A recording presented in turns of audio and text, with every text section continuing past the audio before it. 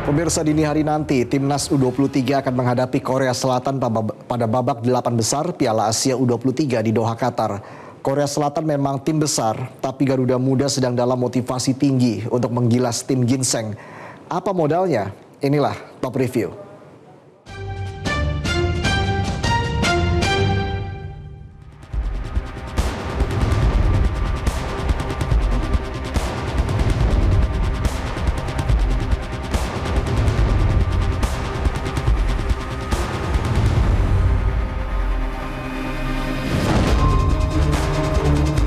Inilah suasana latihan Timnas U23 dalam persiapan menghadapi Korea Selatan di babak 8 besar Piala Asia U23 di Qatar yang akan digelar pada Jumat dini hari waktu Indonesia Barat. Setelah pertandingan terakhir versus Jordania, Garuda Muda langsung melakukan latihan persiapan menghadapi babak 8 besar. Tim yang bermain melawan Jordania berlatih di dalam ruangan, sedangkan tim cadangan melakukan latihan di lapangan yang dipimpin Coach Shin Tae-yong atau STY. Begini, setelah kita dipastikan lolos ke babak 8 besar, kita tidak ada acaranya sampai santai dulu, acara libur, nggak ada. Kita langsung persiapan untuk menghadapi 8 besar. Esoknya kita langsung pemulihan, di mana yang main itu, yang main melawan Jordania itu latihan di hotel, berupa latihan fisik, beban, dan juga stretching. Sedangkan yang tidak main ke lapangan, dipimpin langsung oleh Shin Tae-yong. Shin Tae-yong sangat concern sekali dengan pemain cadangan ini karena mereka tidak bermain kan dalam pertandingan kemarin, artinya perlu ada peningkatan fisik dan stamina lagi sehingga dibawa ke lapangan latihan untuk bisa paling tidak menyamai stamina dari pemain-pemain yang bermain di pada saat melawan Jordania. Dan setelah ini sore ini pun kami akan segera latihan, yaitu sekitar jam 6 dan jam 8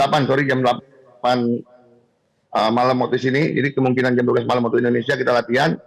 Artinya benar-benar untuk mempersiapkan pertandingan melawan Korea Selatan. Piala Asia U23 AFC 2024 digelar di Qatar sejak 15 April hingga 3 Mei 2024. Turnamen ini diikuti oleh 16 tim, salah satunya Timnas Indonesia. Indonesia tergabung dalam grup B bersama tuan rumah Qatar, Australia, dan Jordania. Pada fase grup, tim Garuda Muda mencatat 2 kali menang dan sekali kalah. Kekalahan diderita pada laga perdana melawan tuan rumah Qatar dengan skor 0-2. Selanjutnya Indonesia menang 1-0 atas Australia dan menang 4-1 dari Jordania. Dari hasil itu, Indonesia menduduki peringkat kedua di bawah Qatar dan maju ke babak 8 besar menghadapi Korea Selatan yang menjadi juara grup B. Menghadapi Korea Selatan, Timnas U23 diuntungkan karena bertanding lebih dulu sehingga memiliki waktu istirahat yang lebih lama. Namun harus dicatat bahwa Korea Selatan dan Jepang juga menyimpan tenaga pada saat mereka bertemu di pertandingan terakhir grup B dengan memainkan banyak pemain cadangan. Maklum, kedua tim ini sudah dipastikan lolos ke babak 8 besar sebelum pertandingan tersebut.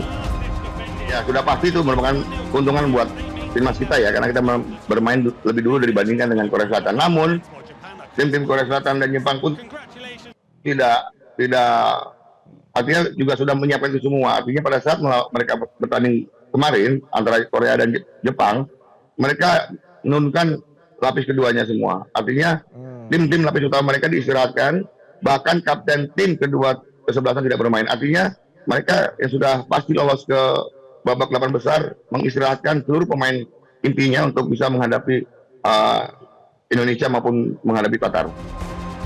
Kabar gembira datang bagi pendukung Timnas, sebab pemain klub Heerenveen Belanda, Nathan Chow-aon, dipastikan akan memperkuat Garuda Muda. Nathan tampil gemilang di fase grup bersama tim Garuda Muda. Namun setelah itu, Nathan meninggalkan skuad Garuda Muda usai fase grup, lantaran izin yang diberikan oleh klubnya Heerenveen Belanda hanya untuk tampil di fase grup. Namun akhirnya Nathan dipastikan kembali bergabung di Qatar memperkuat Timnas Indonesia U23 untuk melawan Korea Selatan di perempat final Piala Asia U23 pada Jumat dini hari nanti.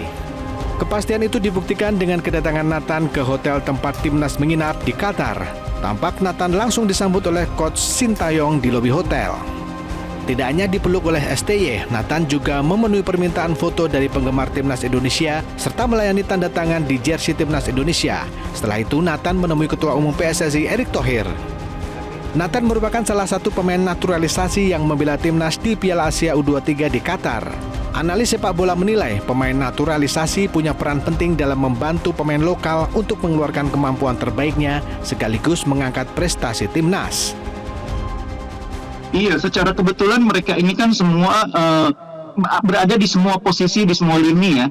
Artinya di lini depan kita ada Rafael Strijk, di lini tengah kita punya Ivar Jenner. Kemudian di belakang ada Nathan, ada Justin Hubner. Meskipun Nathan bisa main juga di tengah, kemudian Justin juga bisa main di tengah.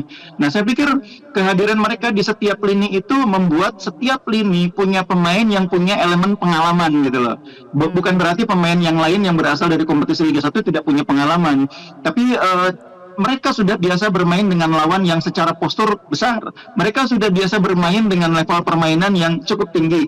Jadi kehadiran pemain seperti Justin Hubner, Ivar Jenner, itu membuat pemain-pemain potensial seperti Rizky Ridho, Witan Sulaiman bisa lebih keluar potensinya, bisa lebih menonjol permainannya. Karena bermain bersama pemain-pemain yang secara teknis bisa mengimbangi, secara taktik bisa saling memahami. Menghadapi Korea Selatan, salah satu yang dipertanyakan publik di tanah air adalah profesionalisme coach Shin Tae-yong yang juga berasal dari Korea Selatan. Namun analis sepak bola justru melihat STY memiliki motivasi besar untuk mengalahkan timnas negaranya itu. Shin Tae-yong memang pernah berada di timnas Korea Selatan U23, tapi saat ini dia menangani timnas Indonesia U23 yang dalam banyak hal saya pikir jauh di bawah Korea Selatan dari segi prestasi. Jangan lupa Korea Selatan itu adalah juara Piala Asia U23 2020. Mereka juga merebut medali emas di Asian Games terakhir 2022. Dan kalau kita lihat statistik 16 pertandingan terakhir Korea Selatan U23 itu 15 kali diantaranya menang dan tidak pernah kalah. Satu-satunya tim yang bisa mengimbangi mereka adalah Australia yang menahan imbang. Jadi dengan data-data seperti itu, superioritas itu jadi milik Korea Selatan. Sehingga tekanan justru ada di Korea Selatan, bukan di Indonesia. Motivasi mungkin ada di Indonesia, terutama dari sisi Shin Tae-yong ya, pelatih yang dianggap pernah dicampakkan oleh Korea Selatan, tapi justru bersama timnas Indonesia, baik di level senior maupun U23, cukup gemilang prestasinya. Sementara itu, publik tanah air mengaku optimistis skuad asuhan Shin Tae-yong akan mampu mengatasi permainan Korea Selatan dan melaju ke babak semifinal Piala Asia U23. Menang dari timnas Australia dan Yordania di babak penyisihan dinilai menjadi modal timnas Garuda Muda untuk menaklukkan Taeguk Warriors. Oh, menurut saya optimis, Mas. Optimis banget. Bermodalkan menang dengan Australia yang saya bilang tuh Australia kesebelasan yang sudah di atas rata-rata Asia, kita bisa menang, Mas, 1-0. Dengan Yordania kita menang telak 4-1. Wah, itu modal banget, Mas. Optimis, Mas, menang. Dengan Korea Selatan tuh ya udah kita sekelas lah, tinggal keberuntungan aja di pihak mana. Soal teknis sih sudah sekelas tuh sama Korea Selatan sih. Optimis, Mas, menang. Kayaknya sih insya Allah bisa menang. Dari cara permainan dari pertandingan pertama juga bagus itu. Karena lawan Qatar ya tuan rumah. Tuan rumahnya kayak diunggulkan karena tuan rumah, kemarin dicurangin. Mungkin menurut saya lawan Korea menang. Bisa, gue pede sih Indonesia bakal menang. Kenapa kalau bisa pede itu? Setelah 2 laga kemarin, meyakinin banget lihat dia main pas lawan Australia sama lawan Jordan. Ada sih pasti kayak koneksi dari tiap sisi, tiap lininya itu harus dirapin lagi lah. Terus koordinasi tiap lininya juga komunikasi gitu. Kayak bakal lebih solid ntar lawan Korsel. Pertandingan timnas U23 kontra Korea Selatan akan digelar di Doha Jumat dini hari nanti pukul 00.30 waktu Indonesia Barat. Jika menang melawan Korea Selatan dan lolos ke semifinal atau 4 besar, timnas U23 berpeluang merebut 1 dari 3 tiket Asia ke Olimpiade Paris 2024. Selamat berjuang!